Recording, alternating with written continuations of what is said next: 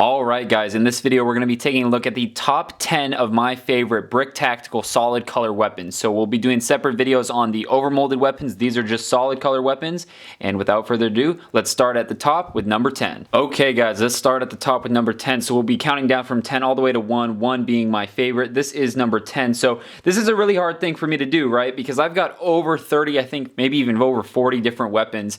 And it's hard to pick which out of them are all my favorite because each one I've learned something new about how to make it and just the design process. So this is the M93R or the replica. This is by far one of my favorite. This is from Battlefield 4 more specifically. And let's actually try to get a closer up shot in the next gun here. But basically pretty standard. You know, I think it's a 9mm pistol in real life, but a really cool little pistol. It's got the cool little handguard there, and overall, really fun gun to use in Battlefield. So let's move on to number 9. Alright guys, let's go to number 9. This is the Glock 18. This is a really cool, fully automatic pistol. It's a Glock, which is 9mm, with an extended mag. I think in the game, it's got around 30 rounds of ammunition. This is a really cool gun. I've had this mold around for a while, and I actually recently recut it, and as you can see, it is a very clean part, and it looks really good. It's a really fun gun to use in Battlefield, especially if you're a recon player, because it's basically like keeping a little submachine gun in your back pocket, especially if you're like sniping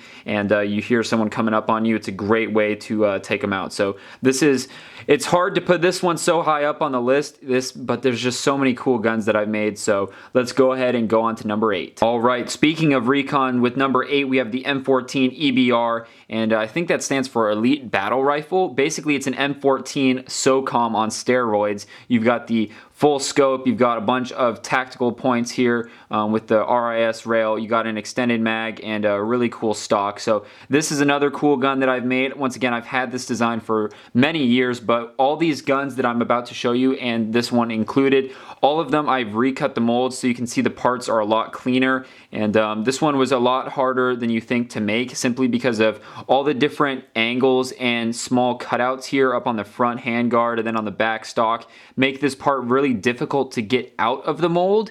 There's no problem injecting it, but it's actually getting it out of the mold can be an issue. So this was one of those guns, but it is a really cool gun nonetheless.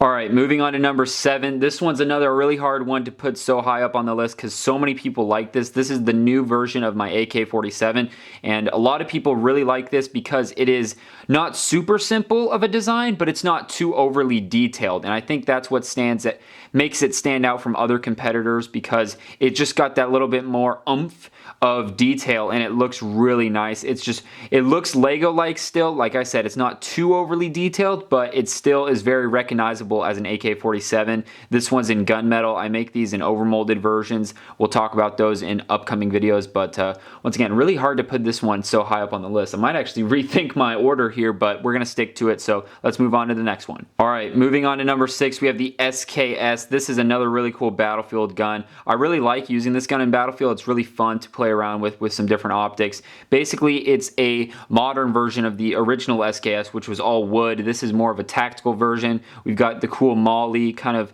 I don't know what you would call that, just like tactical gripping or whatever you would call that on the magazine there. You got some cool venting there up on the forward handguard there. You got a really nice barrel. Once again, this was a new mold that I cut, and you can see the part just looks really clean. So I'm really happy with how this turned out.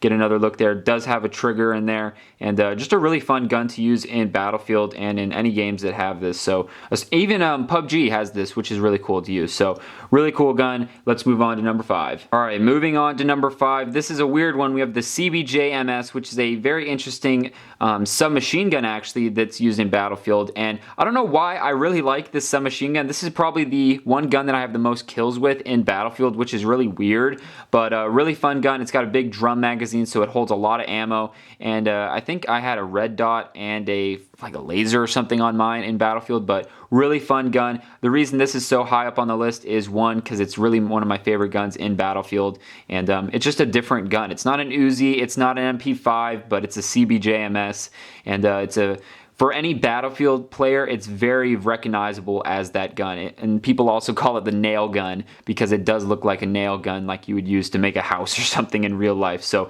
really cool little submachine gun. Let's move on to number 4. All right, this is another really weird one. This is the repair torch from Battlefield. Now, I've had this design laying around in my desktop computer for the longest time, and I finally got around to making it. And this is probably one of the more popular items. Like I said, Battlefield players love this type of stuff. It's very unique. It's very specific for Battlefield players, especially like you see here with my Russian engineer. It works great. This is what you can use to repair your own vehicles on your team or actually take damage to enemy vehicles. So it's a really cool little item, and it's really small, really detailed, and I hope to do a overmolded version here in the future where the bottom will actually be blue and then the top, like actual metal parts, will be like a silver, just like it is in the game. So really cool, really niche little item there. That's why it's so high up on the list. All right, number 3 is an interesting one. This is a World War II Arisaka rifle. Now, I actually completely redesigned this from, I think, 2016. So it's like a 3-year-old design, but I modified it and updated it. So I changed the barrel length. I made it a little bit longer, made the iron sight up front, the front sight post a little bit different. I changed the trigger guard a little bit. I shortened the stock and I shortened this front hand guard. I changed up the bolt design a little bit, and overall made the gun, with all those changes, made it shorter. It was a really long gun before I had, and I really didn't like that, so made it shorter. And as you can see in reddish brown, it is just a very crisp, clean weapon, and I'm really excited about how this one turned out. So it's a great weapon for your Japanese soldiers, and I should be coming out with an overmolded version soon. I know a lot of you guys like the old overmolded version, but got to work on that design here for the new one. But really cool, classic, and it looks so good in reddish brown. So that is why it is number 3 on the list. All right, this is a really cool one. This is number 2 on the list. This is the M249. Now, once again, this is inspired by Battlefield 4, but this is a really cool gun because I learned a lot. This one I spent weeks, literally, every day picking away at it, fixing the design from the old version 1. Like I said, this is a new recut mold, trying to make this new one just absolutely perfect, and I did that. So I completely redid the bullets coming out of the ammo box there. The ammo box is completely redesigned, more or less. These holes for the venting, that was a big deal, and for any injection molding people out there, you know how difficult little details like that can be, especially when they're at different angles and planes like this is. So that's completely redesigned. I think I shortened up the barrel a little bit. I redesigned this front grip, and actually made the overall length of this gun much shorter with all these changes. So it made it a lot more accurate. This was a really long gun before, but it's really nice now. So I'm really happy with the changes that I made. Overall, it's like little changes like shortening the receiver right there and then shortening the barrel, and overall it makes the overall length of the gun a lot shorter. But I'm really happy with making it a lot shorter because this is technically supposed to be kind of like a paratrooper model with the shorter stock and whatnot. So really excited that this was able to be updated and revised, and then it's just so clean. So this is a really cool one. So let's move on to number 1. All right, guys, I bet you couldn't have guessed this one. This is the Energy Sword. This is by far one of my most popular selling items to this day. This is the Energy Sword. It's kind of based off of a Halo 4, Halo 5 Energy Sword. This is in a kind of a weird color. This is in I think it's a light blue and a normal blue swirl. So I didn't have any of the transparent light blue ones left. They're all sold out, but this is a really cool design. I actually designed this myself, which was really cool, and I like it. It's very sleek. It's very it's not that tall, but it's very sleek, and I like it, and it's actually very sharp.